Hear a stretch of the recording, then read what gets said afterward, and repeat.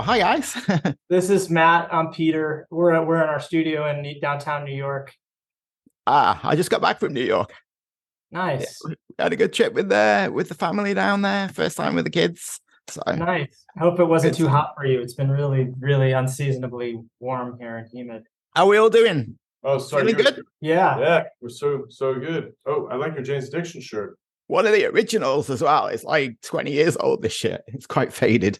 Yeah. nice. Oh, wow. What, from like the Ritual tour or from? I think it was around Strays, maybe. Not Oh, like I did see them on the Ritual tour. I actually saw them on their first ever UK tour twice. Yeah, I've been a fan for a long time since day one. The first UK tour, was that Nothing Shocking? I think I was it Nothing Shocking? I think it probably was, yeah. In fact, it was because I have Nothing Shocking signed by the band from that tour. Nice. Cool. Are you in England or is this Canada? No, I'm from England, but I'm in Montreal. So nice to meet you all. Thanks for taking the time. I know you're all very busy people. I want to start by going right back to the beginning very briefly. Obviously, you all have very different things going on. You're successful in your own rights before this band.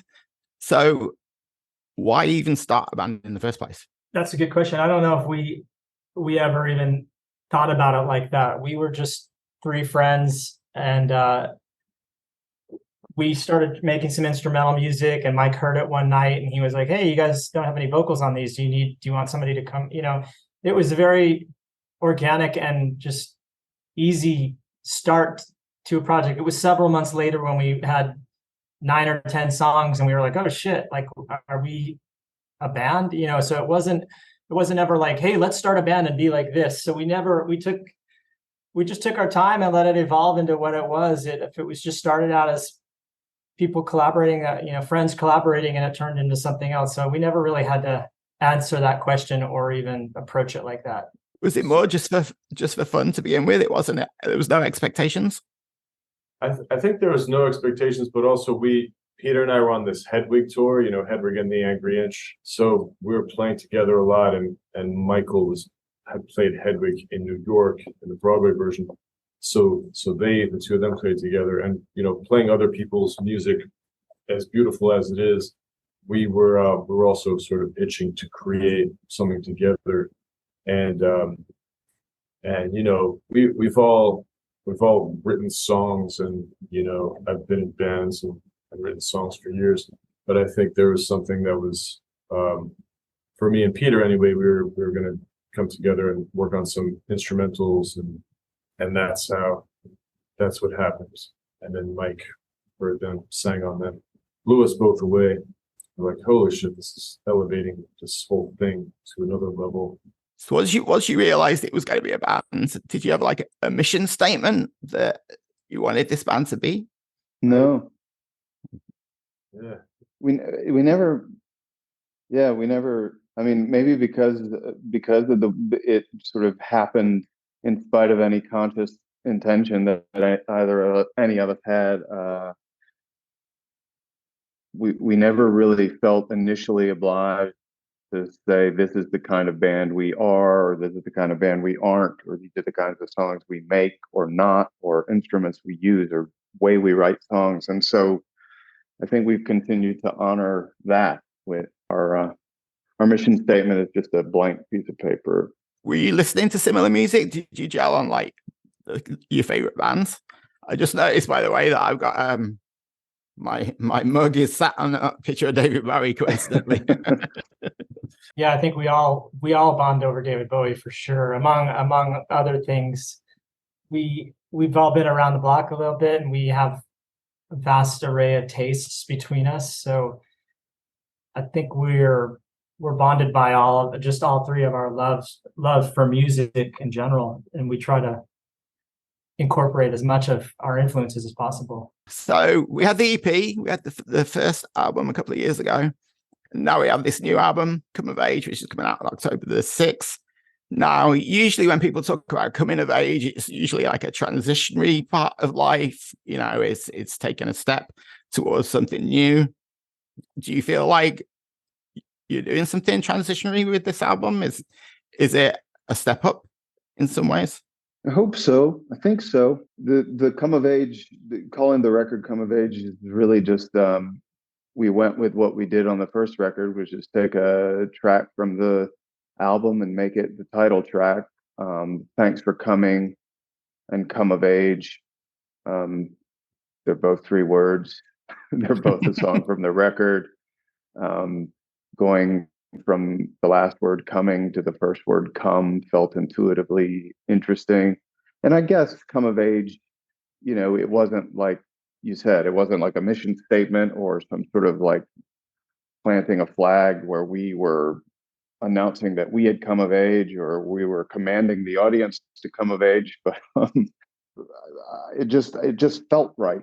And yeah, I think there's definitely, I mean, you would hope as time passes that you mature to some degree and evolve and find yourself in a new place that you can only be for having been everywhere you were leading up to it. And that felt true for us as a band. I mean, this certainly isn't a record that we could have walked in and made on day one.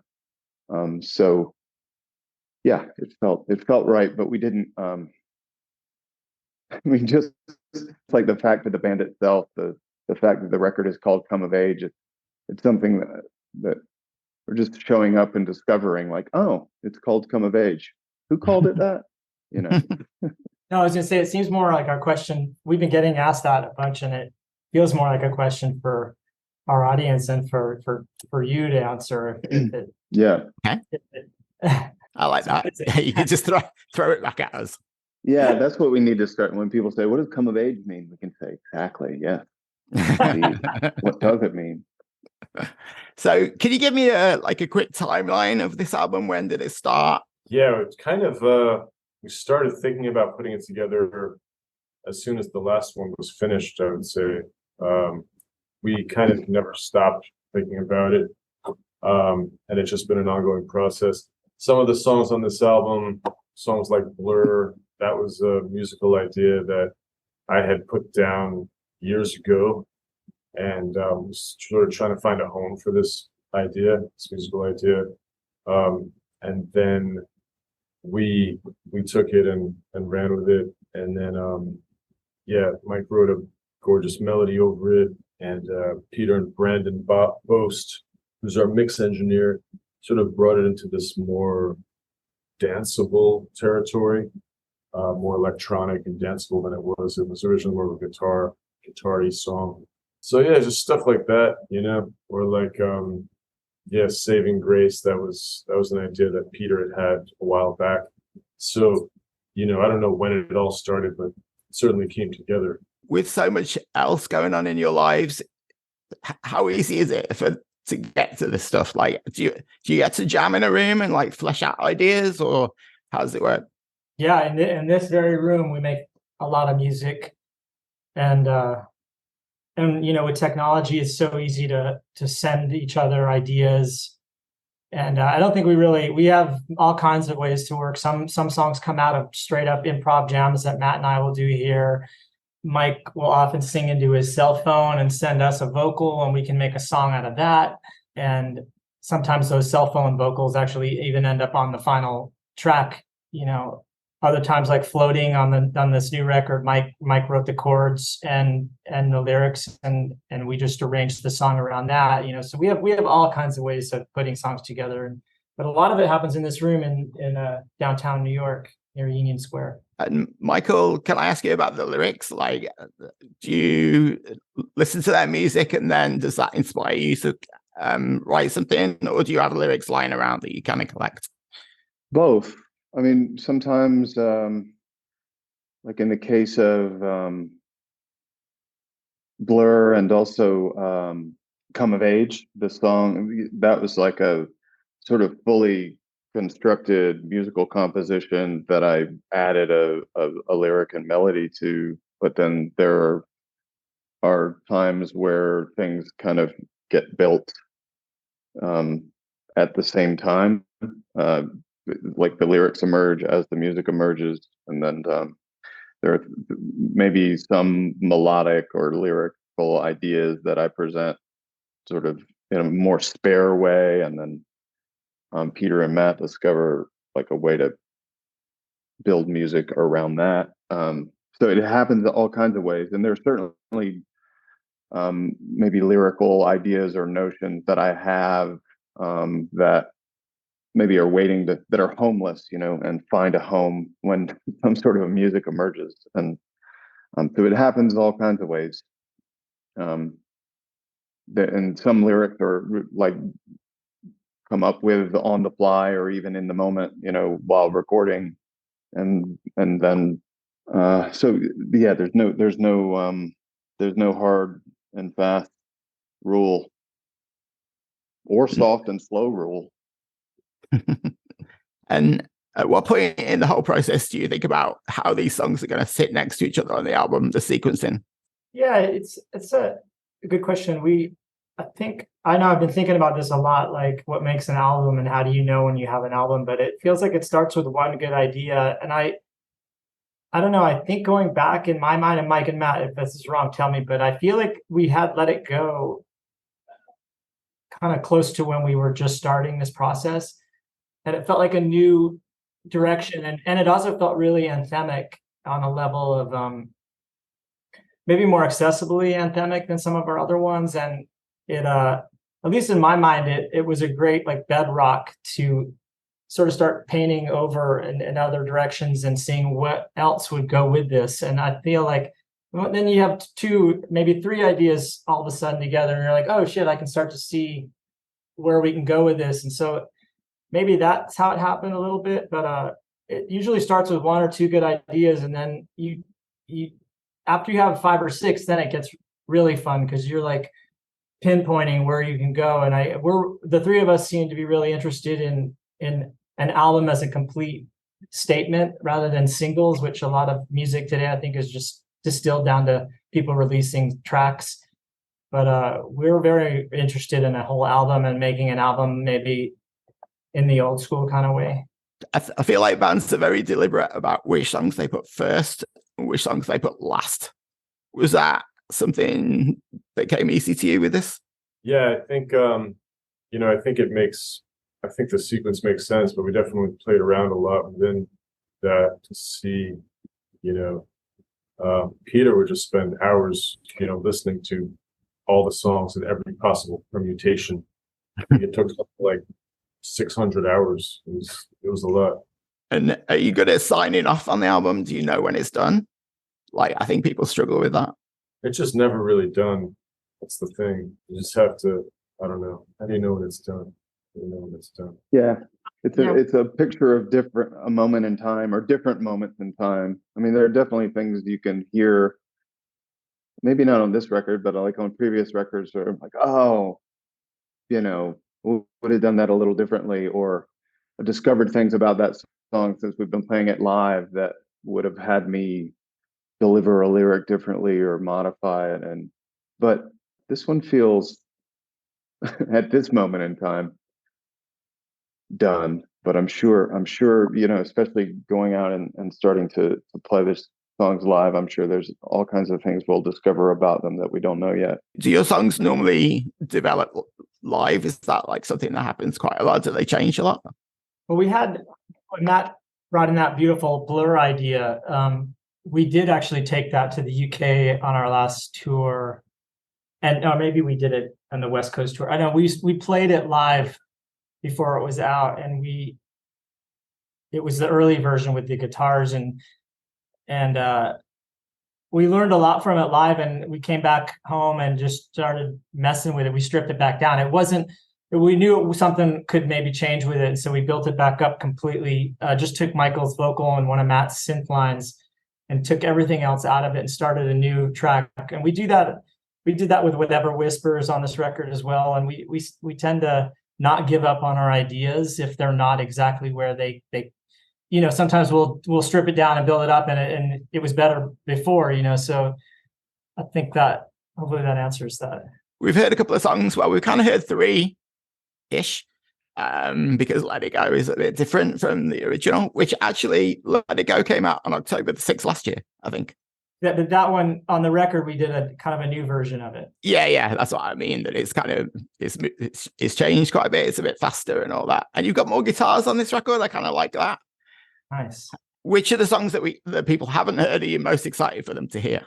I'm pretty stoked for all of them, but Saving Grace is a personal song close to my heart that I feel like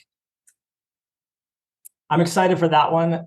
I don't know. I just feel like it was written, I think, with a sentiment of a certain person in mind who is going through something, at least in my mind. I know it means something different to each of us, but I'm just excited for that one because I think it's a new direction. And also I think it's lyrically just, there's something I think really beautiful going on there. What about you guys? I'm excited for people to hear Whatever Whispers, I think, because that's very different from all of our songs. I mean, all of our songs are quite different from each other, but there's something about that one, just the way it came together. It has our neighbor who does poetry cameo on there, and yeah, it's just got a ton of great percussion. Love the sounds. Love Michael's high-pitched falsetto singing, and yeah, that's the one. I'd say Glasswing. I think that one is actually, it might be the oldest of the songs on the record. It's one that we had and that we played live for a time, and then it just sort of floated away and then came back. If for no other reason than the epic guitar moment that happens, is just like, yeah, unlike if there, yeah, I love to just play that for people transfixed, and they also don't know quite what they're hearing. Yeah, which is kind of what it's like when you watch Matt. Is the guitar going to be going on the road with you? Yeah, I think so. It's over there. Excellent. So I have one last question for each of you, and I don't want you to think about it too hard because it can be something that you overthink. I just want to know what you consider your favorite album of all time. Oh, damn. Wow. Making it hard, Steve. The New York Sessions version of Blood on the Tracks. Ooh, God damn it. Before he re-recorded and sped it up. I'm going to go with Boredoms. I know I talk about this record a lot because mostly I want people to check it out, but there's this Japanese band. They're not a band anymore, but they were around 1999, 2000. They're a noise rock band, and they were kind of heavy and Melvins-ish, and Kurt Cobain was a big fan of theirs. But they had one record called Vision, Creation, New Sun, which was in 1999, and it was just this beautiful prayer of a record. A lot of instrumental, a lot of tribal, 2 drummers and percussion, and they would play their shows at dawn on an island off of Japan. They're just a trippy band, but that record I listen to as like a personal soundtrack to my life because it always inspires me and makes me want to like do amazing things and write amazing jams. I'll stay with the Jane's Addiction theme, and I'll say Nothing's Shocking. Why not? Genius. Yeah, love that album. Yeah. Peter and I were listening to it in the car, and it stood up really well. I thought it was just it didn't sound like dated. It just sounded really cohesive, and it's such a vibe on that album. Love that. Well, I just want to thank you again for your time. I really appreciate it. I'm looking forward to everybody hearing this album. I'm especially looking forward to catching you live because I didn't catch you live yet. So hopefully you'll make it up to Montreal at some point. We would love to see you. But in the meantime, good luck with everything that's coming. And thanks again. Have a good day. Thank you, Steve. Thank you too. At the stumble